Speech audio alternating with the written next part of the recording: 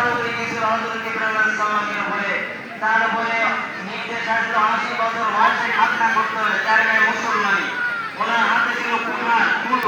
ওই কুল দিয়ে কুঠার দিয়ে তিনি নিজের খাতনা নিজে করেছিলেন। এত বড় লৌহ মানব হযরত ইব্রাহিম আলাইহিস সালাম। অনেক বড় বড় কঠিন পরীক্ষা হযরত ইব্রাহিম আলাইহিস সালামের উপরে গিয়েছিল। এজন্য এটা হলো আমাদের ধর্ম পিতা হযরত ইব্রাহিম আলাইহিস সালামের সুন্নাত। এরপরে হযরত আদম আলাইহিস সালামের দুই ছেলে, তাদের থেকে কোরবানির সিস্টেম চালু হয়, হাবিল আর কাবিল। তখন সিস্টেম ছিল এক একজনের সাথে একটা ছেলে একটা মেয়ে, এই সন্তান হতো।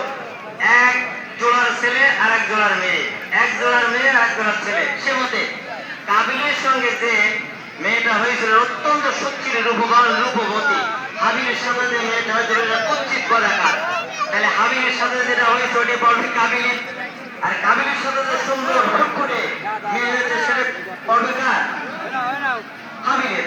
এই যে দুই ভাই মারামারি করার পরে কি হলো, ওই যে তারা কোরবানির জন্য হাজির করলো। একজন কৃষি কাজ করতো, তার সে পণ্য নিয়ে পাহাড়ের উপর হাজির করলো।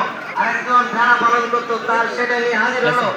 তখন কোরবানি কবুল হয়েছে কিনা একেবারে সচক্ষে দেখা যেত। যার কোরবানিটা আকাশ থেকে আগুন এসে খেয়ে যাবে সেটাই কবুল।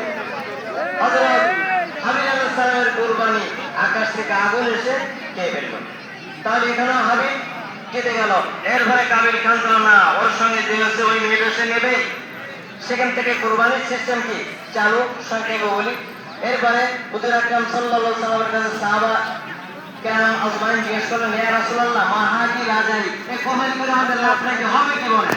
কোরবানি তো আমার করব, কারণ লাভ কি? হুজুর বললেন কোরবানি কুল্লি শারাতিন নাসারা, প্রত্যেকটি লোমে একটি করে নেকি। এই কোরবানি যে বর্ষ আমরা কোরবানি করবো, জবাই করবো, এর প্রত্যেকটা লোমে একটা করে নেকি। এই লোমগুলো সারাদিন গুনতে শেষ করতে পারবেন না। এরপরে সাহাবায়ে কেরামের মনে একটা সন্দেহ আসলো যে তাহলে ভেড়া আর বকরি ছাগল এর বেলায় কি হবে? ভেড়া আর বকরির লোমের আসবে হলো সুখ।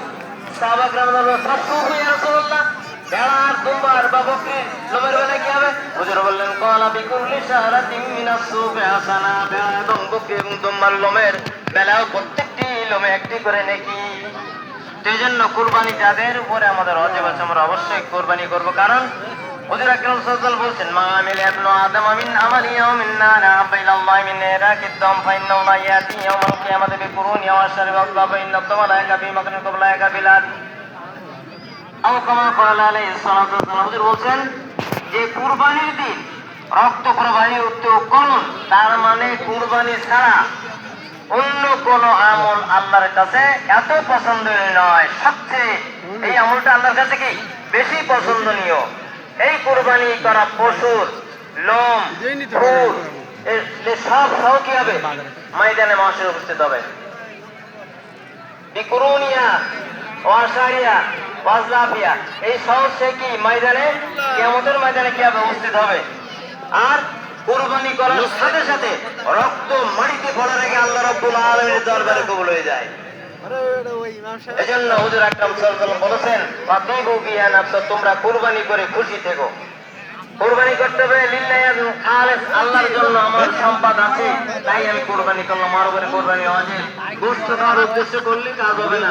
7 জন শেয়ারের মধ্যে একজনের উদ্দেশ্য জামাই আসবে, 4টি জামাই কিনতে গেলে তো 5 কেজি কিনতে হবে, একটা শেয়ারের কাজ হয়ে যাবে।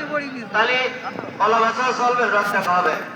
ওই কুরবানি 6 জনের ভাতে, একজনের অবৈধ টাকা আছে, 6 জনের ভালো টাকা পাতে।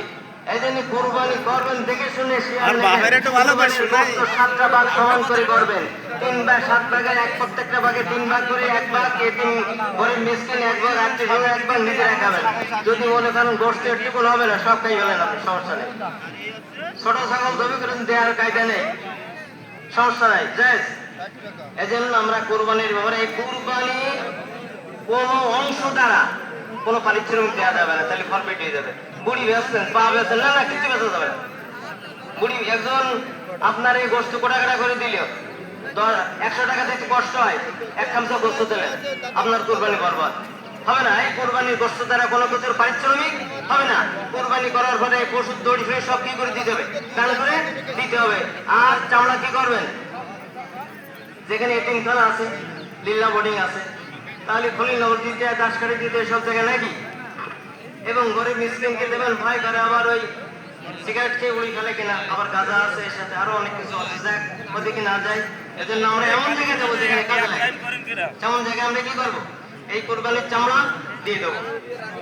এরপরে আমরা যে তাকবীরে তাশরিকের কথা বলেছি, কোন তারিখ পর্যন্ত? রবিবার আসর পর্যন্ত আমরা কি প্রত্যেক ফরজ নামাজের পর তাকবীরে তাশরিক পড়বো। এরপরে আমরা অনেকে উৎসাহী ছিলাম যে আমরা কি দেবো, এই ভ্যাকসিনের খরচ দেবো, তো সেটা আস্তে আস্তে নিভে গেছে। এখন আবার একটু প্রচলিত করেন এটা, আমাদের আর কিছু ভ্যাকসিন হলে হয়ে যায়। যারা দিয়েছেন 60 গাছ করে দিয়েছেন, অর্থাৎ 120 লাখ করে দিয়েছেন।